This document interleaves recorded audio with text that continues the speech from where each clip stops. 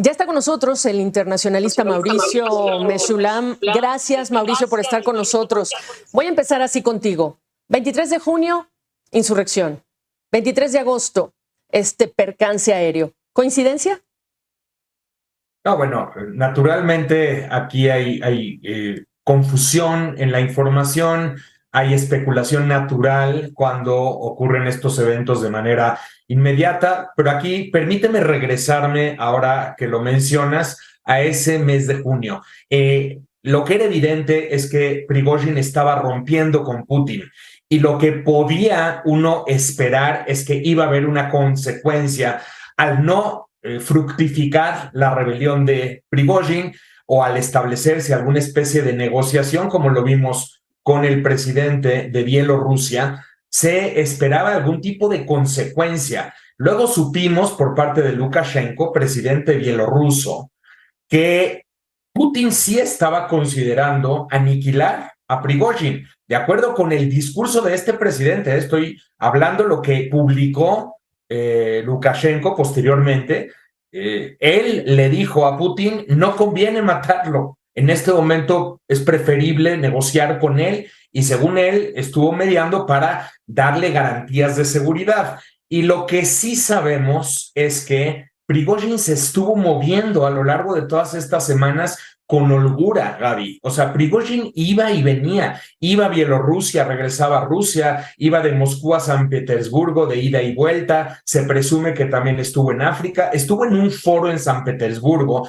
en donde acudieron líderes africanos, un foro para África por parte de Rusia, y se presume que él estuvo en este foro haciendo gestiones con líderes africanos justo el día posterior al golpe en Níger. Entonces, todo esto daba la impresión de que él había hecho algún tipo de negociación o pacto que garantizaba su seguridad hasta esta noticia que estamos viendo ahora mismo, porque entonces lo que nos hace suponer es que quizás Putin intentó hacer que él se sintiera seguro cuando en realidad él tenía en su cabeza terminar con su vida desde hace tiempo, o bien cambió de opinión el propio Putin en estas últimas semanas. Digo, de confirmarse, por supuesto, la muerte de este líder de Wagner. Claro, porque dentro de las preguntas, Mauricio, evidentemente una de ellas era qué hacía, como tú muy bien señalas, pues se movía con libertad porque iba de Moscú a San Petersburgo y se supone que su seguridad y la del grupo Wagner habían quedado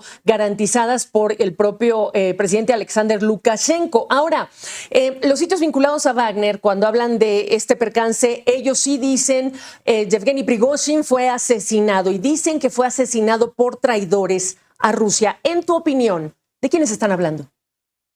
Claramente, en caso de que se confirmara que esto fue un asesinato, tuvo que haber sido algo autorizado por el Kremlin. Como lo dijo Biden hace unas pocas horas, es difícil que en Rusia se mueva algo de esa magnitud sin la autorización del presidente. Uno podría suponer, bueno, quizá los enemigos de Prigozhin dentro del Ministerio de Defensa o dentro de la inteligencia rusa asumieron esta tarea de terminar con su vida, pero honestamente es difícil pensar que Putin no estaría al tanto de una situación así. Entonces creo que refleja esta guerra interna que ha habido y que ha sido pública a lo largo de los últimos meses, pero también en todo caso, o sea, en caso de confirmarse lo que estoy diciendo ahora mismo, sí estaríamos hablando de un mensaje de fuerza por parte de Putin. ¿Por qué? Claro. Porque tenemos también reportes de insurrección o de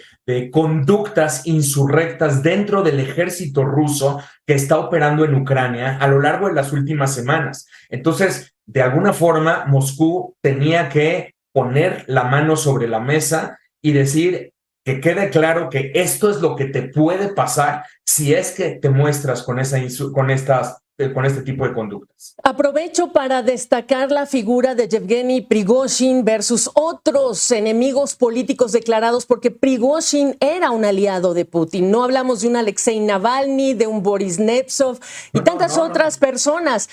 Pensando en la peculiaridad de este caso, ¿cómo queda el grupo Wagner? ¿Cómo queda en Ucrania? ¿Cómo queda el grupo con su trabajo en el Medio Oriente y África y Asia? las fuerzas militares rusas?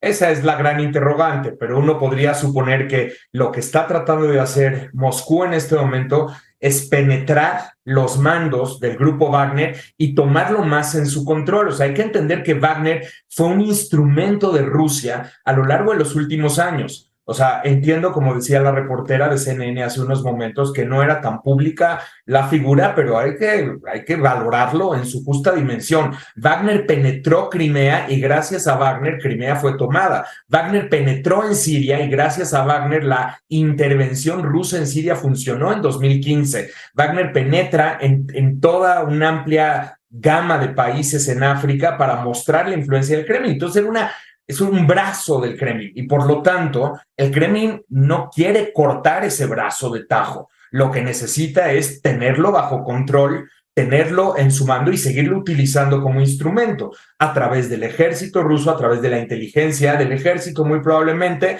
y pues sí, o sea, eliminar a las figuras que le estaban siendo incómodas, ¿no? También mencionar, digo, de manera paralela, porque es una nota que también emerge justamente en las últimas 24 horas, se confirma la democión de Sergei Surovikin, que es un general que comandó las operaciones rusas en Ucrania y que era considerado cercano a Prigozhin. Entonces aquí tendrías el 1-2, ¿me entiendes? La confirmación de la democión de Surovikin más el tema de Prigozhin, sí sería como ahí está el mensaje redondo hacia quienes están desafiando al Kremlin. El descabezamiento, digamos, de ese liderazgo. Bueno, pues lo que hay que esperar es esa confirmación, porque de momento hablamos de la muerte de Prigozhin desde la versión del grupo Wagner a través de sus mensajes en Telegram, en estos canales que manejan. Mauricio Meshulam, gracias. Buenas noches. Muy buenas noches. Muchísimas gracias, Gaby. Hasta pronto. Hasta pronto.